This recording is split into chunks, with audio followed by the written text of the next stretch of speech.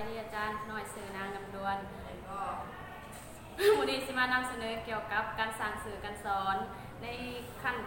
ชั้นประถมการสร้างสื่อการสอนของเราก็จะมีแผ่นแข็งมีเจีย A4 เด็กกับเจียสีแล้วก็มีกาวสิมาติดและการสร้างสื่อการสอนในการบวกเลขบ่มีจือ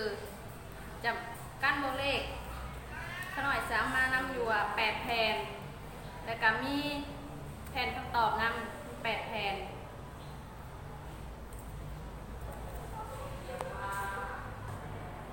ตัวอย่างการนำไส้คือว่า3 บวก 3จะเท่ากับ6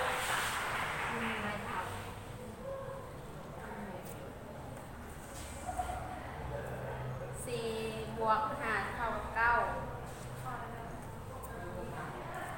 การนำเสนอ